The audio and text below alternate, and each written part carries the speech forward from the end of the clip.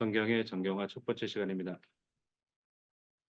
하나님의 말씀 요한복음 5장 35절부터 읽도록 합니다. 하나님의 말씀, 이 계시의 말씀을 읽을 때에 하나님께서 속삭이시는 그 말씀을 들으시길 바랍니다. 읽겠습니다. 시작. 요한은 커서 비추어 있는 등불이라 너희가 한때 그 빛에 즐거이 있기를 원하였거니와 내게는 요한의 증거보다 더 큰 증거가 있으니 아버지께서 내게 주사 이루게 하시는 역사 곧 내가 하는 그 역사가 아버지께서 나를 보내신 것을 나를 위하여 증언하신 것이요 또한 나를 보내신 아버지께서 친히 나를 위하여 증언하셨느니라.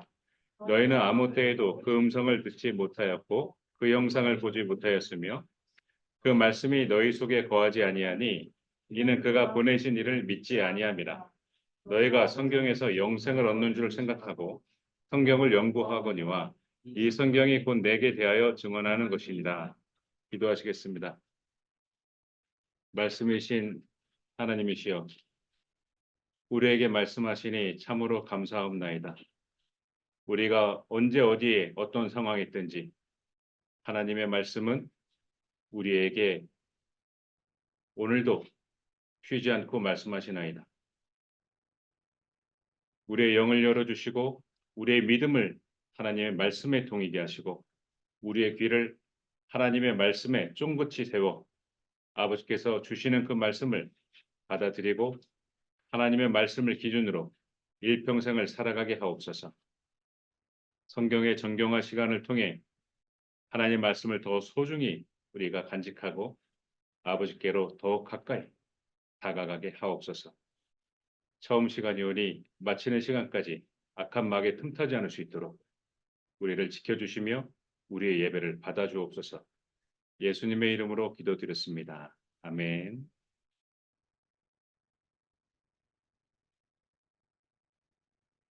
교회가 언제부터 생겼을까요?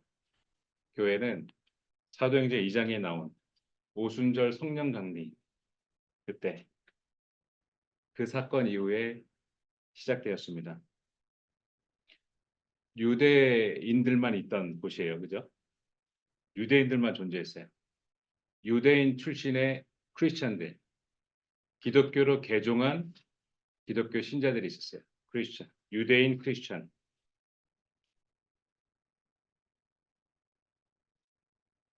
같이 성전에서 예배하고 성전에서 기도하고 이렇게 같이 갔어요. 사도행전 3장에 사도들이 베드로하고 요한이 성전에 올라가는 장면이 나오죠. 유대인도 있고 유대인 기독교인들도 함께 사용했어요. 근데 문제는 서로 자신들이 하나님의 말씀을 계승했다라고 생각하는 거야. 문제는 거기서 시작이 됐어요. 기독교인들도 구약에서 많은 말씀들이 우리를 구원하러 메시아가 오실 거야. 메시아가 오실 거야. 베들레헴에서 나실 거야. 많은 예언을 통해서 그 말씀이 있었기 때문에 자신들이 그 계승자야라고 생각했어요. 유대교인들은 아직 메시아가 오지 않았어 라고 생각했어요. 이때가 예수님 승천하신 후예요. 예수님께서 지상사역을 마치신 후를 지금 설명하는 거예요.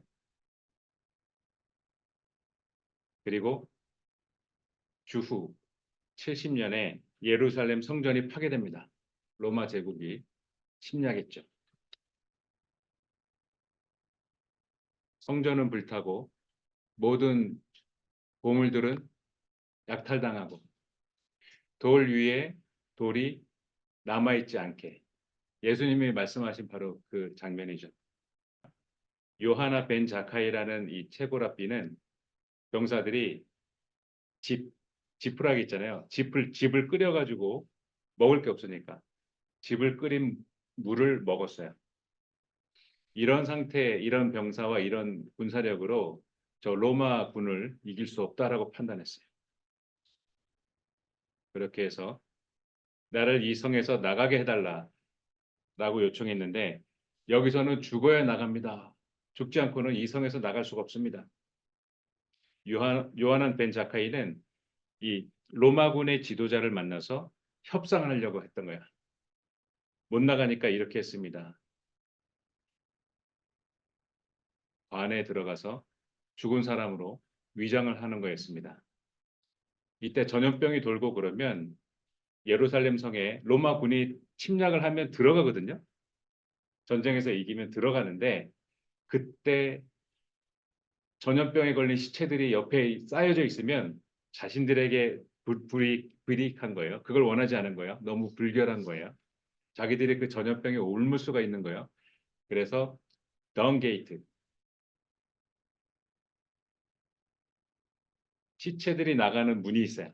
시체들이 나가는 문에 그 시체 나가는 거는 허용해 줬어요. 그걸 통해서 요하나 벤 자카이가 나가려고 했고 로마 본인이 뭐냐 무슨 무덤 무슨 시체냐 아 우리의 최고의 아버지 같은 요하나 벤 자카이 랍비 선생님이 돌아가셨습니다. 이때 로마 군인이 관, 관을 구멍을 뚫으려고 그랬죠. 그래서 칼로 찔러보려고 정말 죽었어? 칼로 찔러보려고 그때 관을 들은 사람들이 너희 아버지한테 이렇게 하느냐 로마인 너희들은 너희 아버지한테 이렇게 하느냐라고 하면서 침략군들 너희들이 아버지한테 이렇게 한다는 그 이야기가 있거든요. 그걸 빗대어서 그렇게 하지 못하게 했고 무덤 받는 곳에 안내가 되어서 파묻지는 않고 요하나 벤 자카이는 일어나서 장군의 CP 커맨드 포스트 본부로 갑니다. 황제를 만나게 해주시오라고 합니다. 이때 베스파시안 장군이 무슨 소리? 나는 황제가 아니야. 큰일 날 소리 하네. 지금 저 네로 황제가 시퍼렇게 살아있는데 난 황제가 아니라니까. 내가 황제라고 그런 소문이 돌면 사람을 보내서 날 죽이러 갈 거야. 그런 소리 하지 마라. 너 왜 나를 만나려고 했느냐? 그랬더니 황제가 아니면 이제 당신은 왕이 될 사람이에요. 라고 말을 했고 베스피안 장군이 그래? 얘기를 해보거라 하면서 요청을 합니다. 이때 요하난 벤 자카이는 예루살렘 성이 다 무너지고 불태워지고 그 안에 있는 수많은 하나님의 말씀들 토라 이게 다 불태워질 거를 알은 거야. 이런 요청을 합니다. 당신은 왕이 될 것이요. 단 한 가지만 부탁을 들어주시오. 그것이 뭐요? 큰 부탁이 아니었어요. 굉장히 심플하고 쉽게 들어줄 수 있는 거였어요. 다른 것을 다 침략할 때에도 저쪽 야분의 지역에 있는 그 작은 집만은 부수지 말아달라.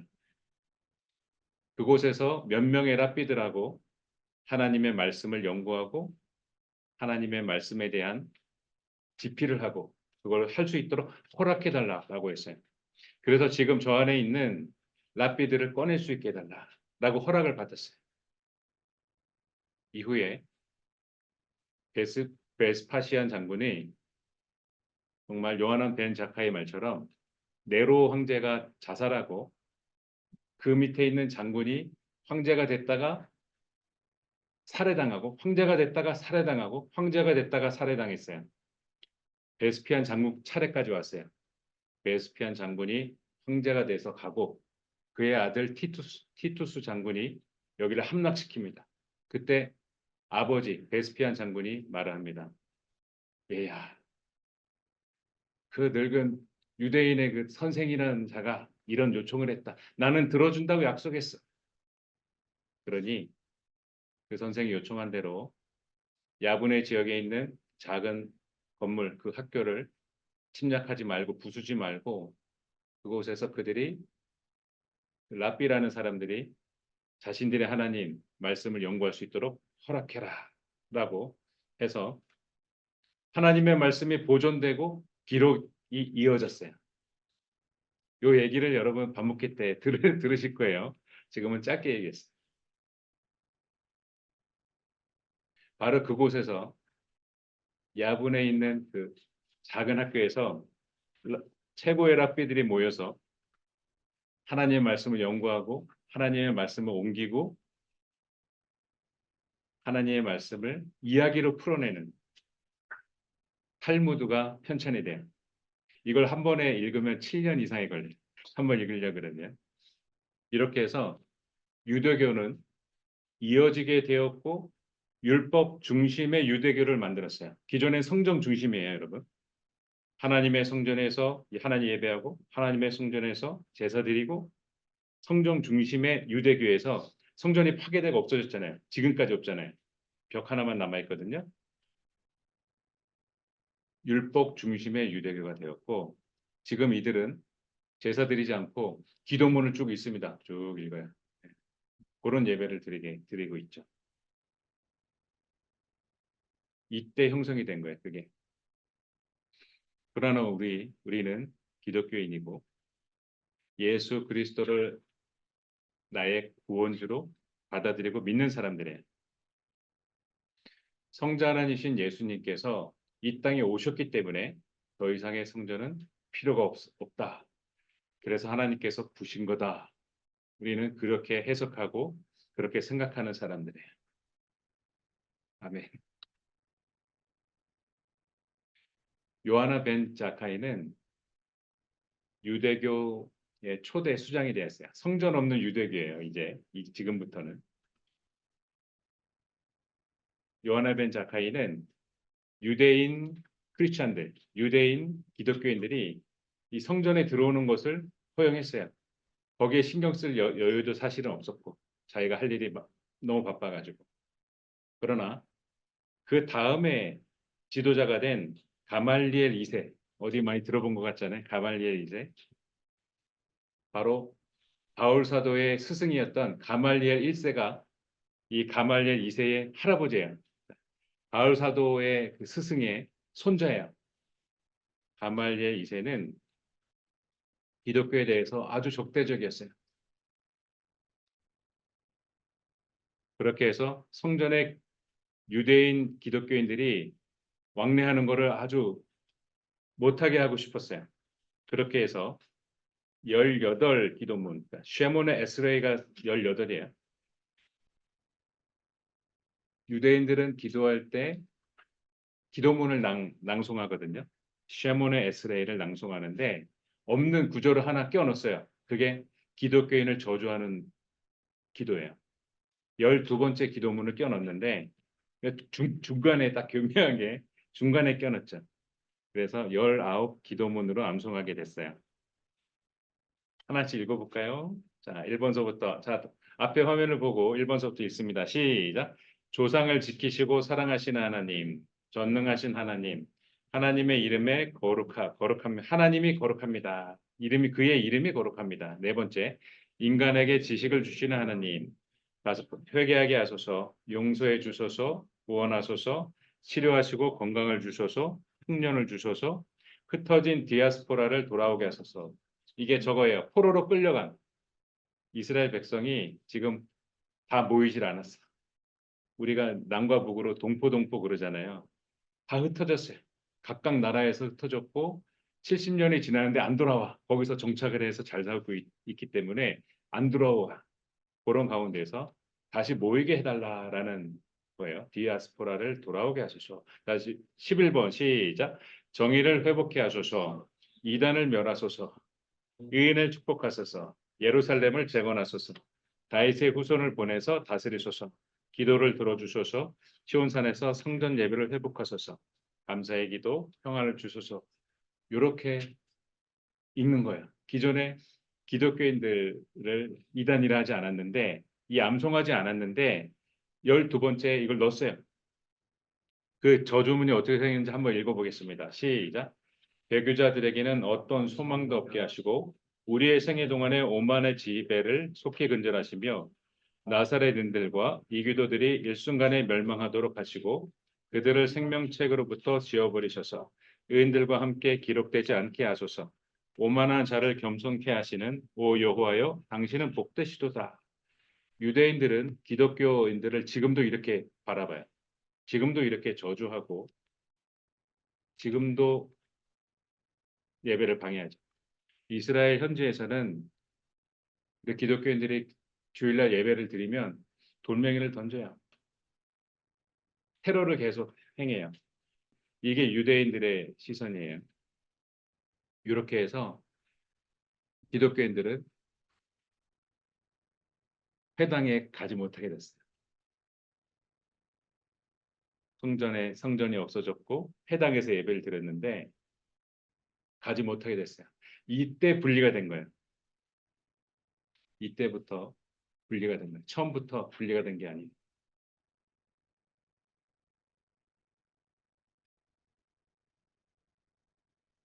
요 이슈 가운데 야, 유대인 우리가 진정한 하나님 말씀 계승자야. 유대인 기독교인들은 무슨 소리? 너희들은 성자 하나님을 받아들이지 않았어. 큰일 날 놈들이네. 우리는 너희들을 불쌍히 여기고 전도할 거야 하면서 구약의 하나님의 말씀, 성부 하나님 말씀의 계승자는 우리 기독교인들이야 하면서 만날 때마다 논쟁하는 거야.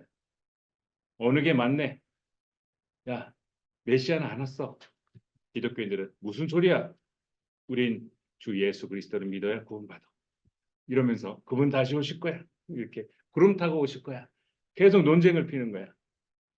서로 자기들이 계승자다 논쟁했고요. 이때 쓰여진 책이 요한복음이에요. 요한복음은 이런 환경 속에서 기록이 되었습니다. 오늘의 본문이죠. 다시 한번 읽으면 감동이 다를 거예요. 다시 한번 읽겠습니다. 시작. 내게는 요한의 증거보다 더 큰 증거가 있으니 아버지께서 내게 주사 이루게 하시는 역사 곧 내가 하는 그 역사가 아버지께서 나를 보내신 것을 나를 위하여 증언하신 것이요 또한 나를 보내신 아버지께서 친히 나를 위하여 증언하셨느니라. 너희는 아무 때에도 그 음성을 듣지 못하였고 그 형상을 보지 못하였으며 그 말씀이 너희 속에 거하지 아니하니 이는 그가 보내신 이를 믿지 아니함이라. 너희가 성경에서 영생을 얻는 줄 생각하고 성경을 연구하거니와 이 성경이 곧 내게 대하여 증언하는 것이니라. 자신을 믿지 않는 사람들에게 예수님께서는 자신을 나타내십니다. 하나님께서 여러분에게 말씀하세요. 여러분이 예배 시간에 잠시 졸을 수도 있어요. 그러나 여러분의 귀는 이게 듣고 있다는 거. 거기에 하나님의 말씀에 힘이 있어요. 제가 어릴 때 할머니와 어머니와 믿음의 조상들의 그 기도와 왜 기도를 그렇게 길게 하시는지 명절 때 밥을 먹어야 되는데 기도를 그렇게 길게 하세요. 왜 그렇게 하시는지 이제 이해합니다. 왜 그 본드칠을 하면서 집게로 가족 성경을 찝으셨는지 일을 하신 거죠. 성경 제작 일을 하신 거죠. 이제 이해합니다. 하나님의 말씀은 우리에게 다가옵니다. 살아서 다가와요. 여러분이 등한시하고 대접하지 않았던 하나님의 말씀. 여러분을 살리게 합니다. 오늘 나에게 주시는 하나님의 말씀. 그 성경을 펴서 들어보세요. 아버지의 입을 넓히 성경을 열어서 아버지의 입을 열으세요. 우리에게 주시는 그 말씀을 듣고 우리는 갈 바를 알고 신앙생활을 방향을 잡고 우리의 삶에 여러분 다 어려운 거 있잖아요. 이겨낼 수 있게 됩니다. 하나님은 말씀하십니다. 하나님은 말씀입니다. 성경이 곧 내게 대하여 증언하는 것이니라. 기도하겠습니다. 사랑과 은혜가 충만하신 아버지, 우리를 하나님의 말씀을 듣는 자로 우리의 귀를 뚫어주시고 우리의 귀를 열어 주옵소서. 우리 아이들을 축복하여 주시고 한시도 하나님의 말씀을 떠나지 않고 살아가게 하옵소서. 지금은 이해하지 못해도, 지금은 힘들 수도 있어도 하나님 우리 아이들에게 말씀하여 주시고 우리 아이들이 하나님의 말씀을 떠나지 않게 하옵소서. 우리 아이들을 위로하시고 우리 아이들을 축복하여 주옵소서. 우리 주 예수 그리스도 이름으로 기도드렸습니다. 아멘.